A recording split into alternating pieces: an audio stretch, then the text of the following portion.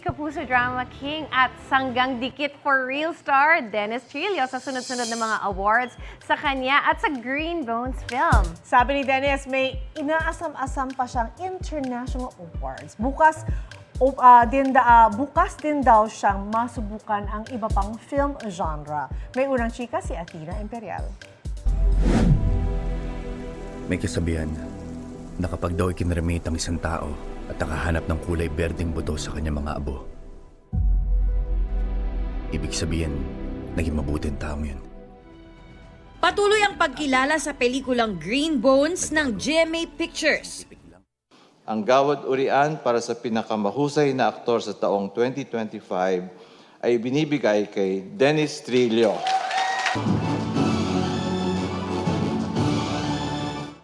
At ang lead actor nitong si Dennis Trillo na gumanap bilang person deprived of liberty o PDL na si Domingo Zamora. Patuloy ding kinikilala ang husay.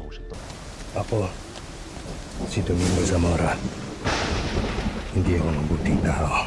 Hindi ko naman talaga inisip na kailangan pang award winning yung arte ko rito. Ginawa ko lang na parang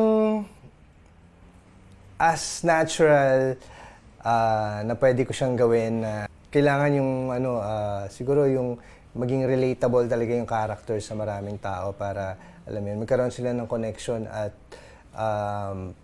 maapektuhan sila pagkatapos ng pelikula. Sabi ni Dennis, kung may halong destiny man ang mga pagkilala sa galing niya bilang aktor, naniniwala siyang dahil rin ito sa kanyang pagsisikap. Tingin ko 50-50. Kailangan talaga pagtrabahuan mo rin kung meron kang gusto. Kung destiny man yan, hayaan mong maging guide lang yun sa'yo. Dennis shared, may pangarap pa siyang award. Siguro Oscars naman. Hindi, joke lang. Hindi. Why not? Yun yung rurok, pero alam mo yun, malayo pa tayo doon. At sa 20 years niya sa showbiz industry, may film genres pa raw siyang hindi nasusubukan. Parang wala pa akong musical.